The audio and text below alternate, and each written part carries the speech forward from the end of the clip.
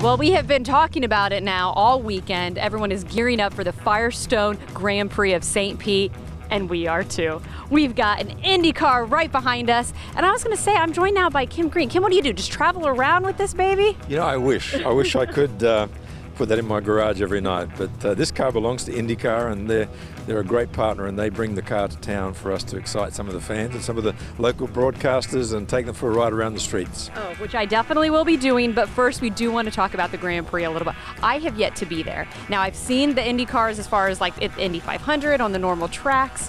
What are the differences? What can fans expect if they've never been before? Well, this is racing on the downtown the streets of St. Petersburg, and also out onto Albert Whitted Airport. And what our company does is actually build a street course. It takes about a month to build, putting up concrete block and fence, grandstands, suites, and we make a very festive week. It's a fun 3 days of action on the racetrack from 8 o'clock every morning to 6 o'clock at night. There's a lot of series beyond IndyCar. There will be 13 races over Saturday and Sunday.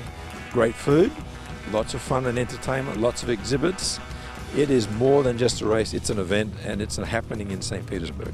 You know, I love when people come to visit me in town and we take them in the streets of St. Pete, and I say, now just think, this is where the Grand Prix happens, and people are absolutely stunned. So for yourself, former race car team owner, now promoter, what are some of the exciting things for you?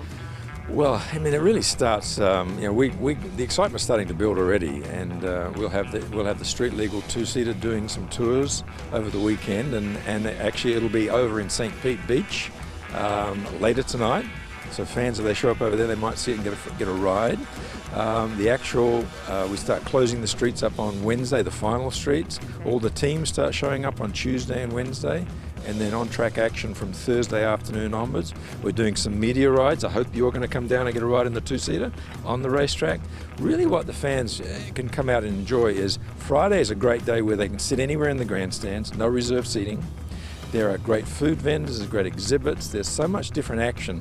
Not only the Indy cars, we have the Road to Indy, which is 3 series to get to IndyCar. We have some desert stadium trucks that jump over ramps and get about 14 feet in the air, put on a great show. And then we have the Pirelli World Sports Car Challenge, which is Ferraris and Mercedes and Cadillacs and Porsches and BMWs racing each other. And that's a lot of action on the track too. Well, I got to take advantage here and ask you for any secrets. For the fans out there, say they want to maybe check out something special in the race or see something, where would you tell people to kind of camp out? You know, what we found with our fans is they go all over the place. On the north part of the racetrack, we have a fan zone. That was the Bright House speed zone, now the Spectrum speed zone. A lot of fan interaction stuff there for young kids. And then there's a great viewing area between the Mahaffey Theatre and the Dali Museum that's terraced and overlooks one of the corners that overlooks the water. And there's a big screen there to watch. The fans wander all over the place. There's also lots of exhibitors that have some neat stuff, great apparel, great racing type stuff.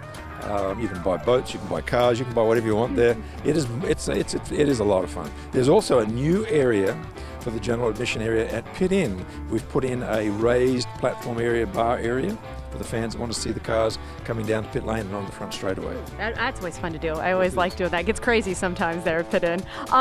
Man, you were talking about wonderful things at the race. Okay, we do have to talk about this bad boy behind us. Speaking of wonderful things, street legal. Talk about the differences that we can see and kind of give us a tour here of the car, if you will.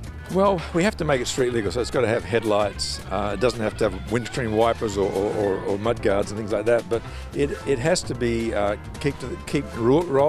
the rules of the road. And it is believe it or not, it's a motorcycle engine that's built into the car, and it goes quite quickly. It's a fun ride. It gets you that sensation of being right on the ground, just like they do in racing. And certainly gets a lot of attraction driving around the streets. I was going to say, and I get to experience that firsthand. Appreciate you bringing out an Indy car to us today. Best of luck on the race. I'm sure it'll be great. So get out there and check out some racing for yourself. And I get to check out the inside of the Indy car for myself. See you later. I promise I'll come back to studio.